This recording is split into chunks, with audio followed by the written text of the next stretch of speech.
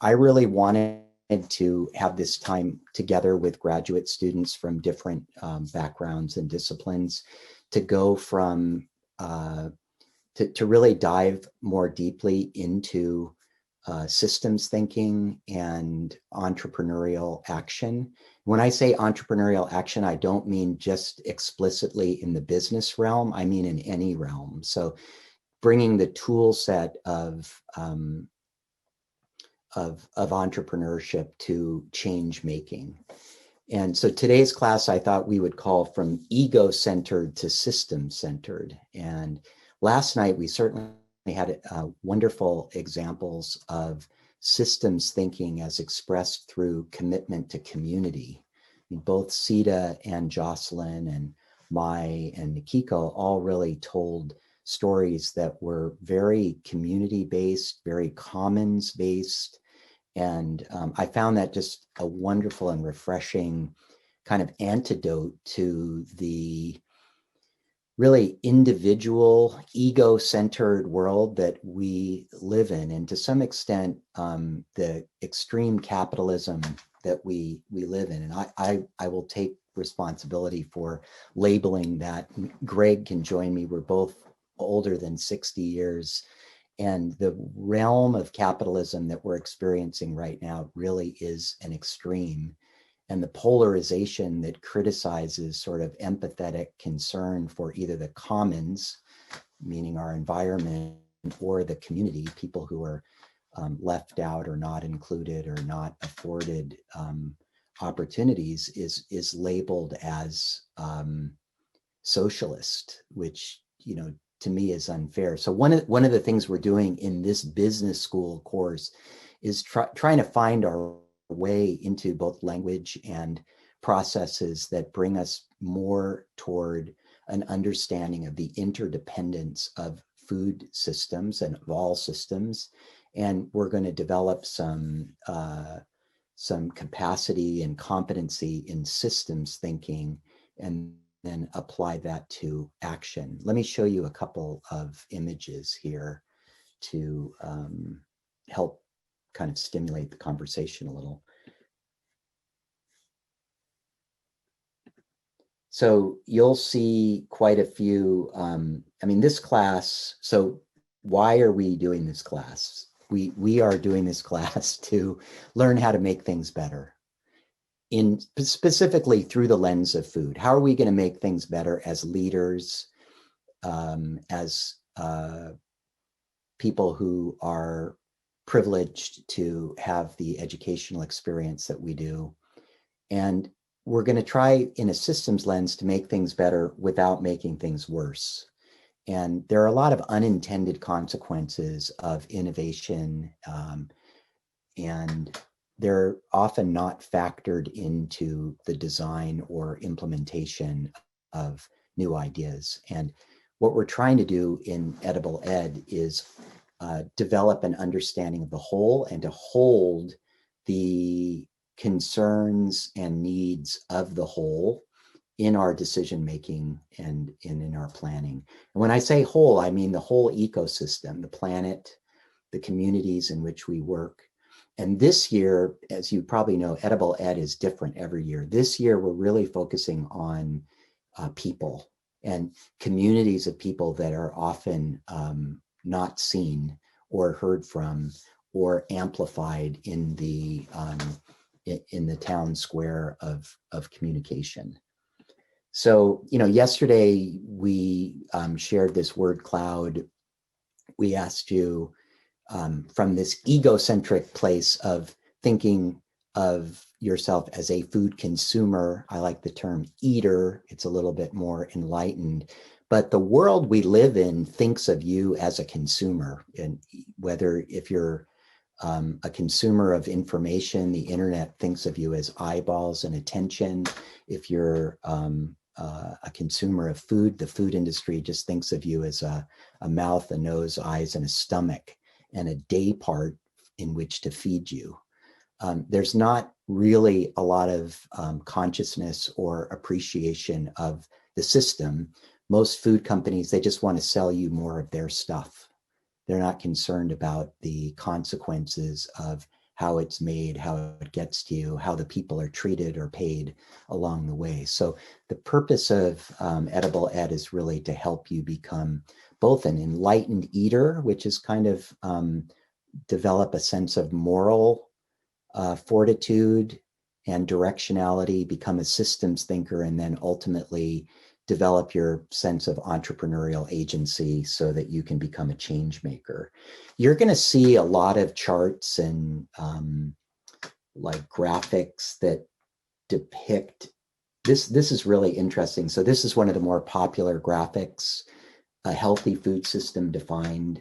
Can you just wave at me if you can see that graphic? Yeah, okay, good. So what's interesting to me about this graph, look at this graphic for just a second. What's interesting to me about it is it has no people on it.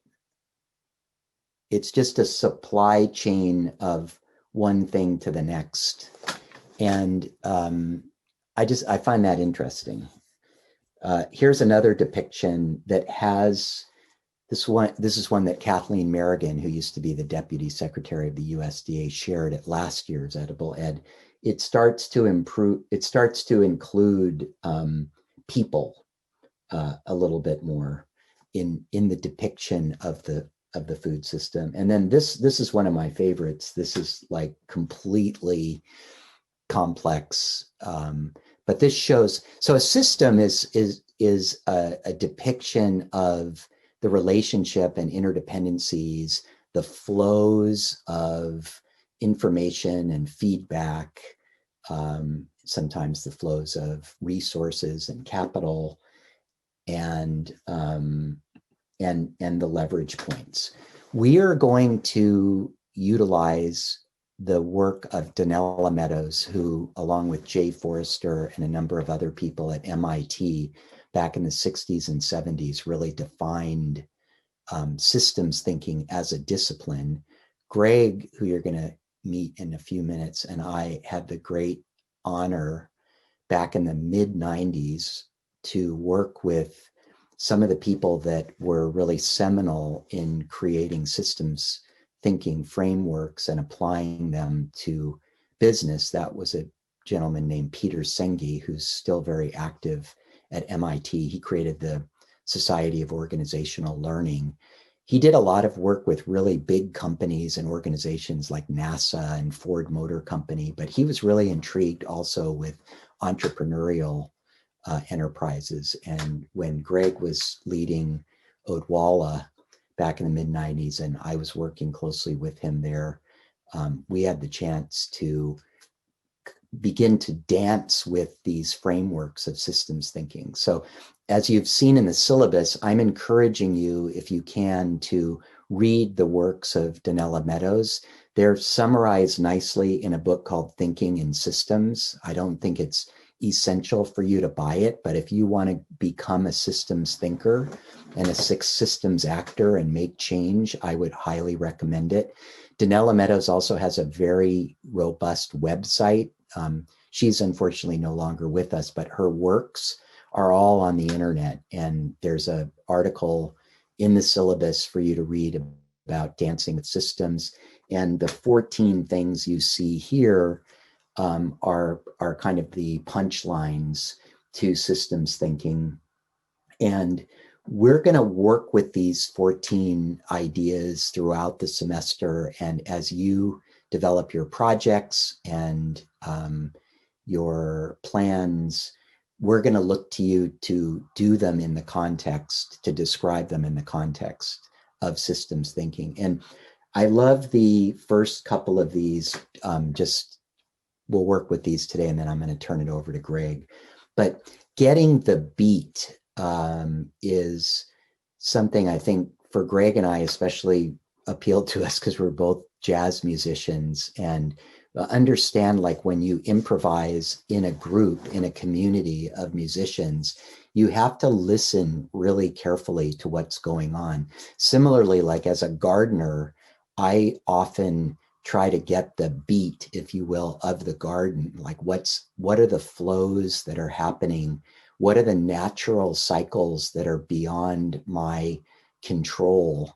How do I bring my deep listening skills and my humility to get the beat. So once I get the beat of the system, then I can effectively participate in it.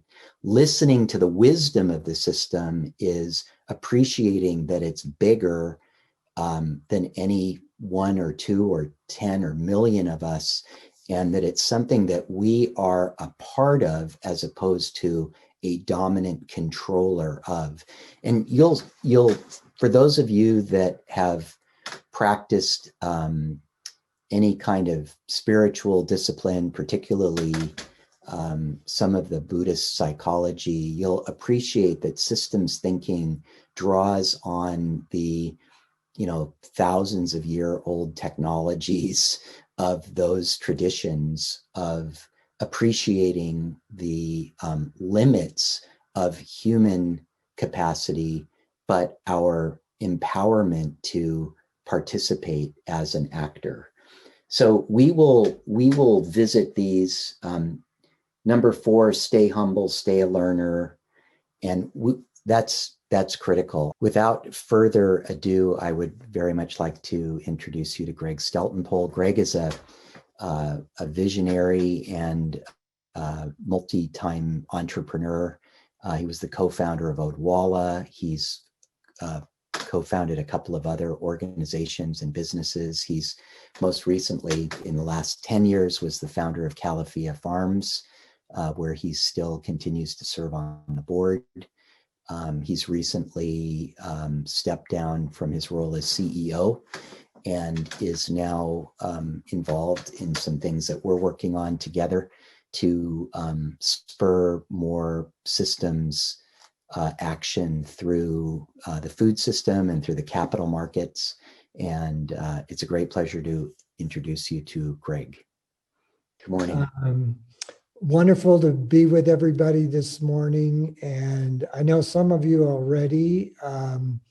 Will was kind enough to invite me to participate with the Plant Futures seminar that happened a couple of weekends ago. One of the terminologies that emerged that I was especially struck by and related to that came out of those more than 2 days was this term called values sensitive design. And I think, I thought I would keynote off of that idea because I think Will's point at the beginning about moving from egocentric to ecocentric is one way of putting it. And putting, I also like to say, moving from the I to the we.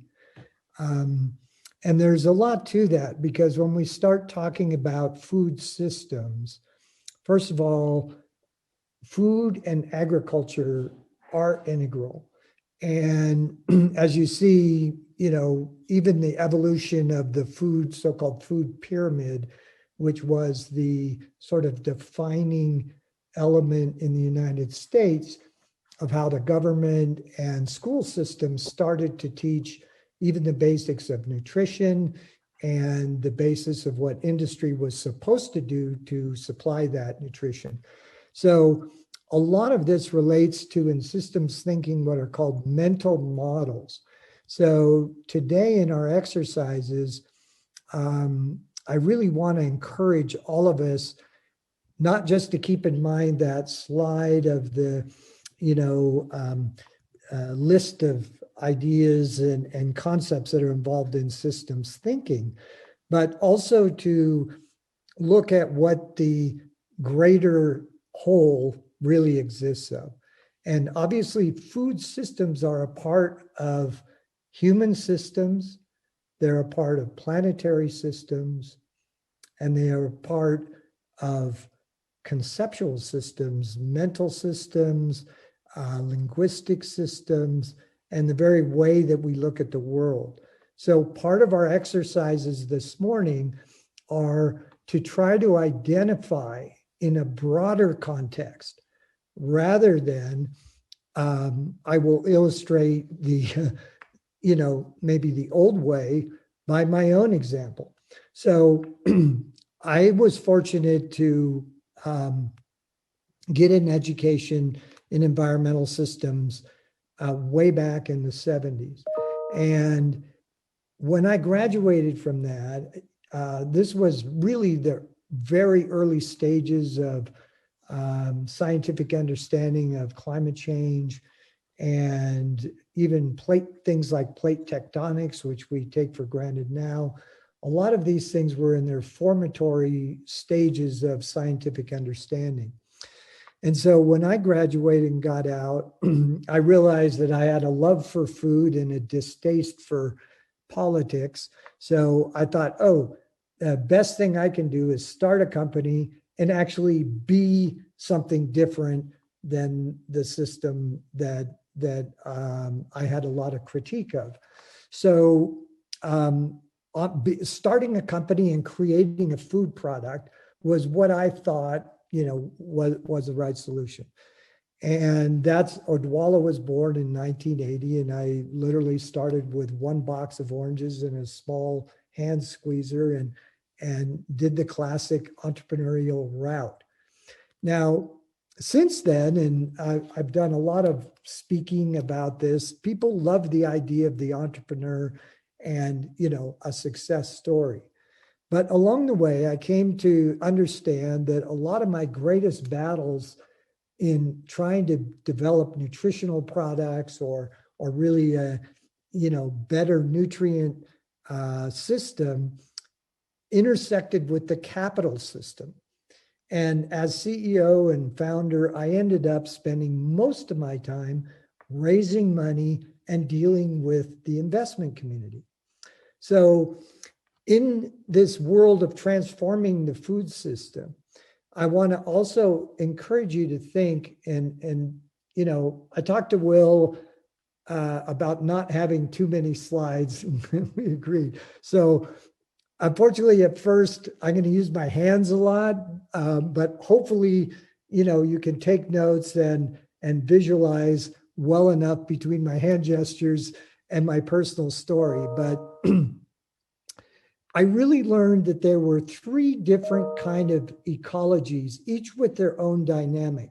And at first, I naively was focused on the material part of it, meaning, what products and ingredients I was going to use, what was the end product going to look like, and all of the typical supply chain issues that were involved in transforming that agricultural product into a finished product and into, bodily function and nutrients. So along the way, though, I started to realize that there was more and more importance of marketing and branding. And I started to early on use the term that's pretty common today, but it's called the attention economy. So the attention economy is essentially well understood by behavioral economics and behavioral sciences and marketers, obviously. So you have to learn how to transpose what you're really doing materially into a communications format. And that's why linguistics, representations, conceptualizations are all so important. And I don't know, those of you that know about the app called Clubhouse, well, just this week, Elon Musk was on there and, people were asking, what does he look at as his primary role? And one of the things he said was, I'm the head meme master for, my companies and investments. So, and you guys all know what a meme is. Well, even 5 years ago, that term was way less understood.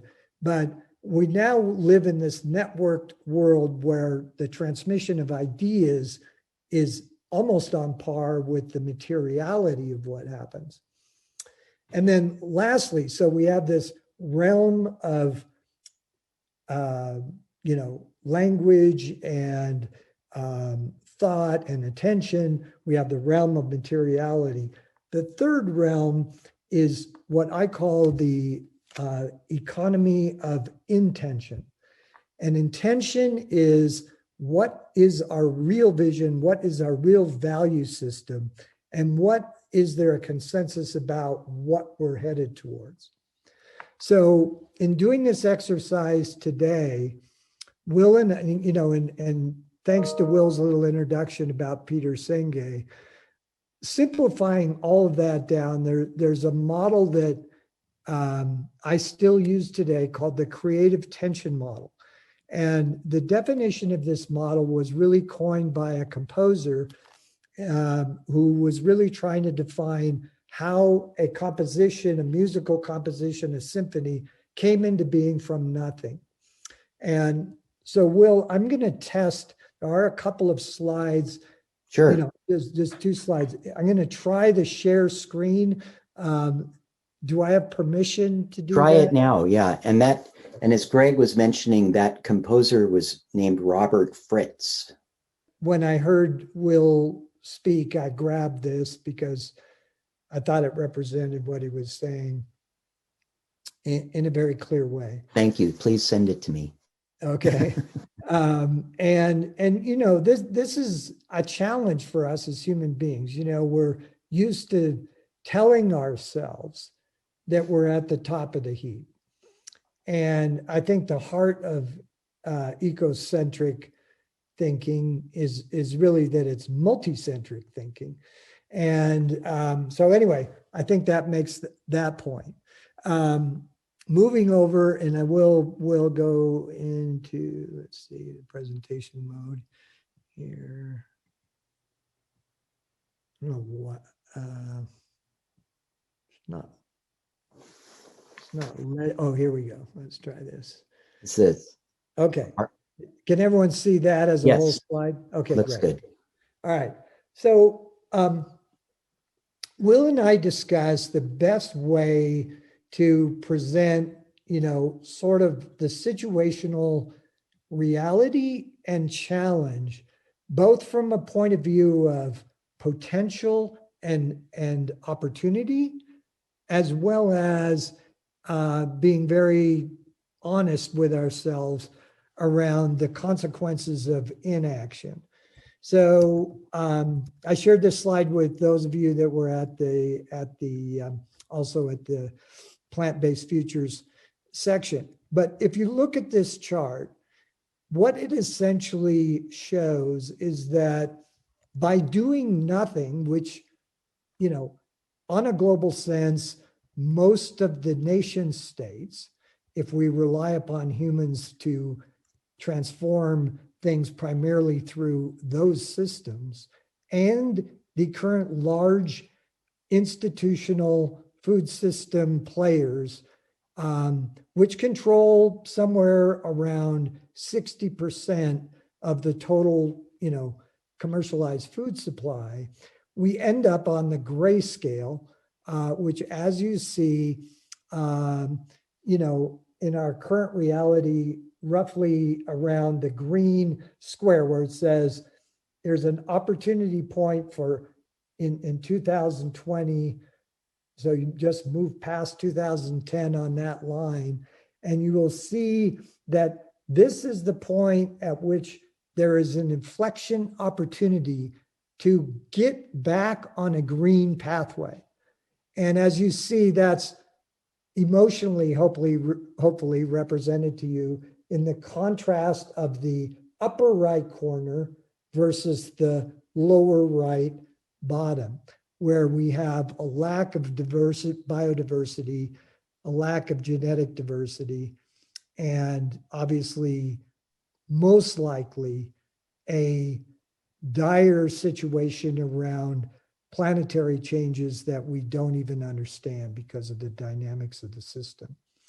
And then by moderate efforts, but increasing and leaning into it, but not without a conceptual change, we can end up possibly on a middle pathway, which you see there in orange. So that's our situation. And our exercises today are first going to be based around, and I think we did have a chance, to share those. And I wanted to ask if everybody if that got circulated, Will, No, it didn't. I have it as a slide here, Greg. Do you want me to share it as a prompt? yeah, let me just show two Okay. other quick slides Okay. for context, and then we'll do that. Okay.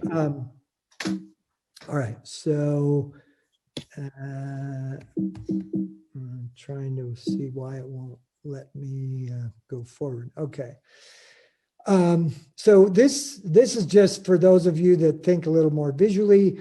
You know, a redo of the creative tension model to show that, you know, what we want to work on today is this central triangle, which are some pathways which we understand have contingencies. So in other words, we have limits, we have, you know, we are bound by certain things, but we are trying to work towards an emergent future in which we can imagine and we can develop the will, capacity, and agency to move towards what the desirable green alternative was that we saw, where we maintain our biodiversity of life forms and thus the potential of this planet and its future. Now, in order to do that, obviously, the current reality and the living past that we have today is very, very important to understand. So, you know, in imagining futures without the contextualization of our patterns of the past is really not as effective. So we're trying to, that's what I call grounded imagination. So, but, you know, the entrepreneurial effect that Will brought up earlier is kind of acting with agency and with self-direction and with courage. So it's kind of, there is a role and a greater role for entrepreneurship beyond just having the idea to make a product. So this is what we refer to when we're talking about systems entrepreneurship. All right. Next. All right. You know, Will showed different models, and I didn't know he was going to show this. So I just, when we start working together in your small groups, part of what I want to encourage you to do is not just think about coming up with a new product idea like, hey, I want to make tofu taste good. Or I want to make a, you know, ready to drink beverage that has lots of nutrients in it. But think about innovation and what innovation is required to have a different food system. So we really need innovation in design and redesign and restorative design in all these different areas. So that's what we talk about as food systems entrepreneurship. And that's got quite a bit more areas and domains of action. In reality, things don't look so simple, right? You know, the prior slide we show, you know, this is just graphically designed to try to make things, you know, memorable. But in reality, things look more like this. You know, you've got all these different areas. And again, I broke it down into those three dynamic areas that I mentioned before. The area of attention, where mental, linguistic, and behavioral ecologies, the ecology of materiality and material flows, and then socio-political ecologies. These are the ecologies of community, of hierarchical systems, of bureaucracies, and of our social structures. So our exercise that you know we've agreed to do. So Will, at this point, you can. Yeah, why don't you turn off your sharing and I'll share my screen. This is your prompt. So we're going to break you into groups and we're going to give you about 8 minutes or so, 10 minutes. I'm going to make breakout rooms of 6 people now. And hopefully you understand what we're asking you to do is to just reflect on what Greg and I have been sharing with you and thinking about this whole system approach, where do you feel the greatest points of leverage are? We didn't talk explicitly a lot about leverage, but leverage being points where we as human beings have the intention, capacity, and will to intervene in a way that makes a difference, makes things better. As Greg said, one of the simplest ways to do that is to try to come up with a new product, but we want to encourage you to think beyond that. The People's Kitchen Collective last night gave such a compelling way of their talking about the way the Black Panther Party intervened in the system of community by serving free breakfast and bringing people into the fold of their vision and values, and using food really as a catalyst to fuse community. So that's just one example. Regenerative agricultural principles might be another leverage point where returning to non-chemical farming and reducing tillage creates and planting cover crop increases biodiversity, soil health, and effectively more nutrient dense foods. And combining an intervention like that with the kind of culinary artistry of someone like Dan Barber, all of a sudden you have a whole new set of foods available in a restaurant experience. So these are examples, and I think what I just wanted to do was help you also understand that part of this exercise is to choose boundaries. We sometimes get overwhelmed, like we're going to change the whole food system, but there's actually many systems within systems. So again, a gardening principle that I rely on a lot is that in order to have a vital and flourishing garden, you have to define where the boundaries are. There has to be an endpoint to what you can garden. So think of it that way. What's the system that you want to approach? So define that system and then identify leverage points in that system. So we'll give you about 10 minutes and then we'll come back just real briefly and then we'll take a short break.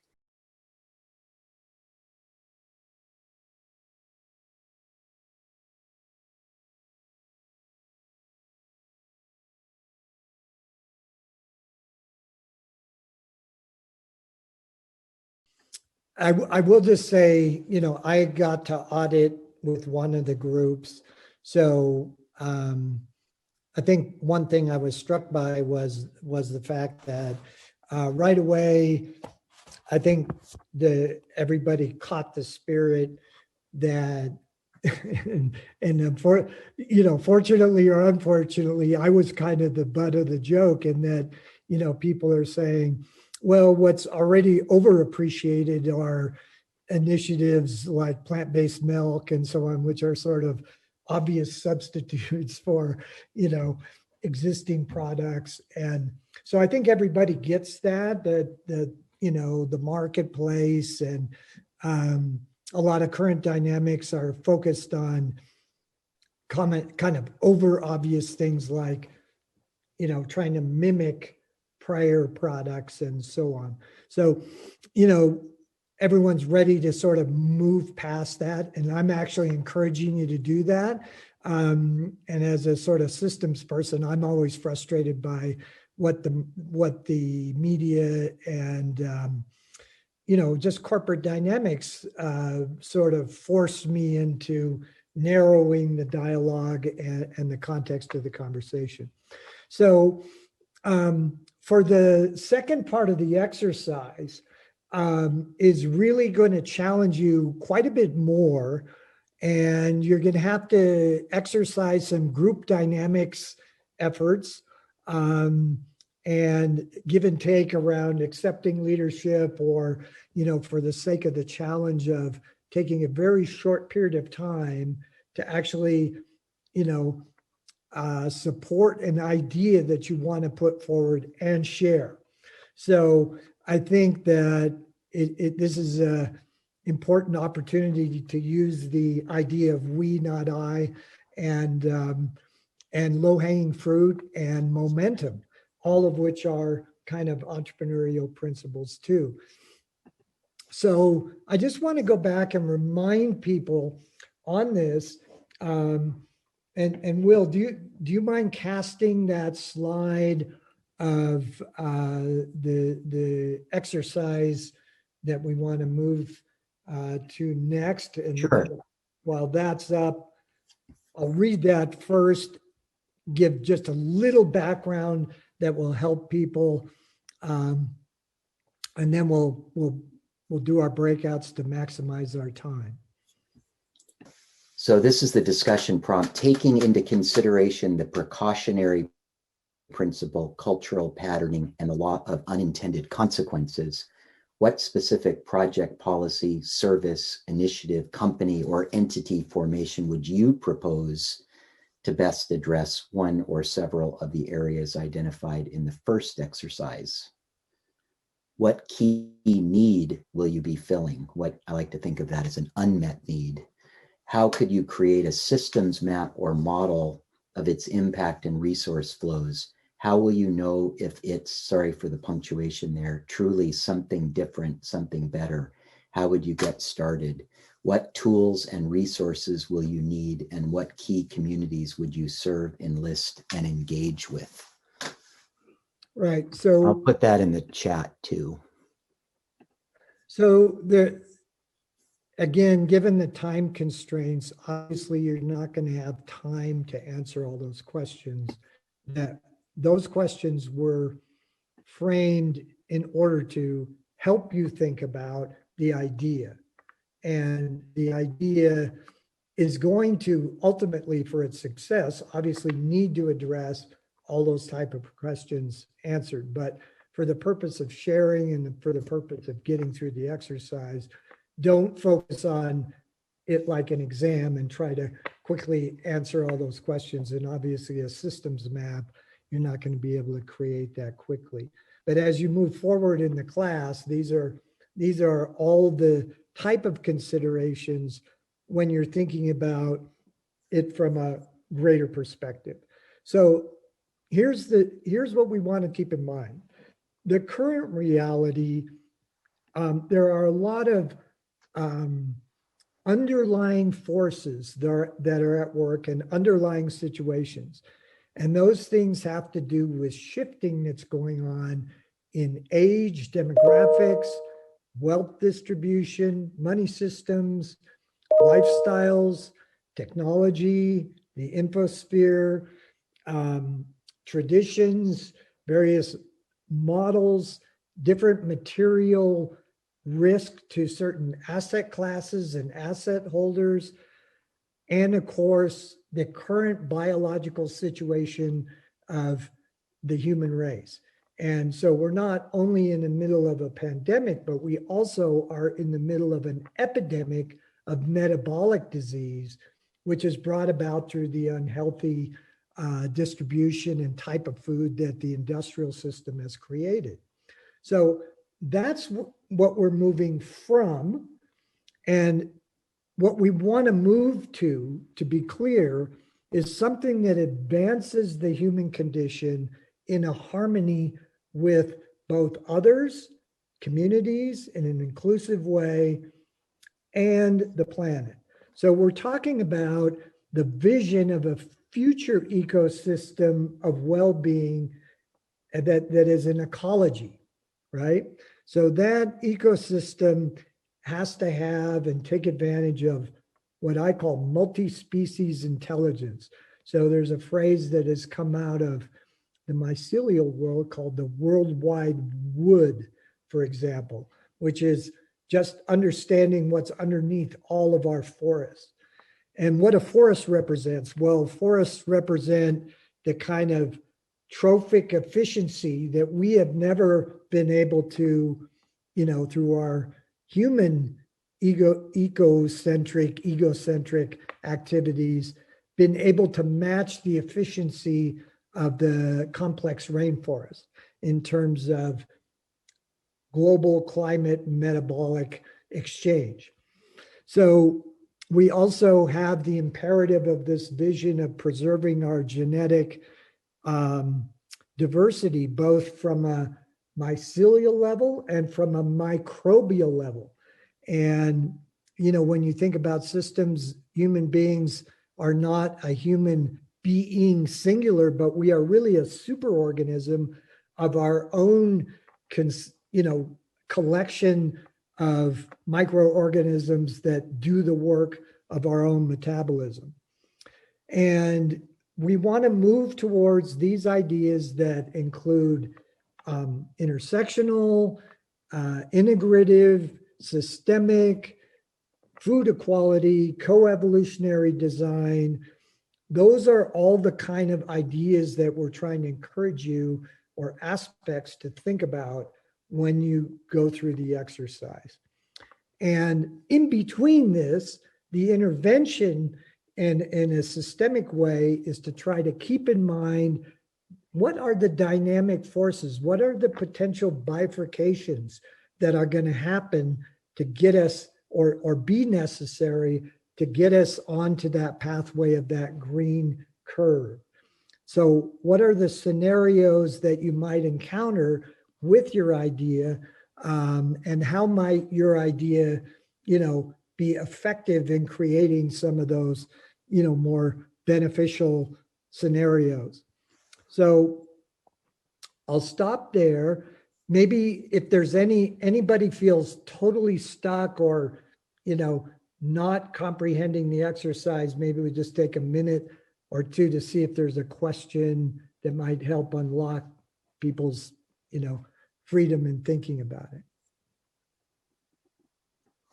If everybody's got it, then we're happy to move over to the rooms, but feel free, because look, this is overly ambitious, but, you know, I think Will and I both, as entrepreneurs ourselves, are trying to make sure that your own, you know, wrestling with these issues happens at the beginning here, and many of the pathways that can be pursued, I feel personally, is that we have an opportunity for localization and innovations that have and fit into collaborative networks in a way that has never existed before. So I think the ideations that come out of here can be thought of not as how big can they become by themselves, but how effectively can they interact in a systemic way. So, and to just add to that, I think we both believe that there's no substitute for practice. So just consider this next 7 or 8 minutes that we're going to give you in a smaller group as a way of practicing, even developing the language about how you want to talk about the system, where you would intervene. This is a question about, you know, what is the need that, you know, intrigues you? And entrepreneurs are really competent in identifying unmet needs where there's a large enough population of people to address that overlaps with their own curiosity and oftentimes knowledge and expertise, but not so much knowledge that they're expert. You have to bring kind of a beginner's idealism to solve any problem. So just give yourselves permission to flail about a little bit in this conversation. Be supportive to one another. Don't be shy. And I'm going to make 9 rooms now, and we're going to see you back in about 7, 8 minutes.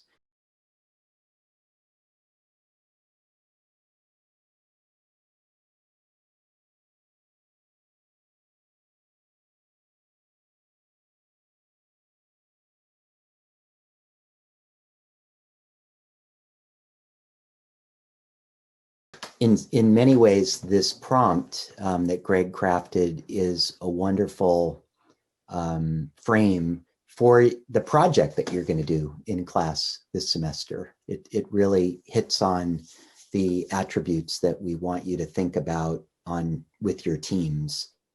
and Kelsey's going to talk a little bit more about that. Greg, I want to thank you for coming today. I'm also going to put you on the spot and encourage you to come back into this class periodically throughout the semester, because I think you and I could workshop some concepts and ideas here with the class that I think would be really fruitful, and get some feedback on them as well. So could we thank Greg? You're welcome to stay with us, Greg, but thank you for being here with us today, inspiring us.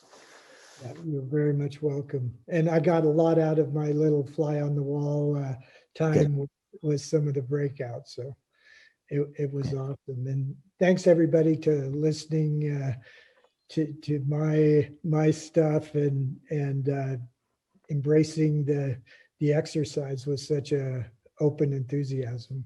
Yeah.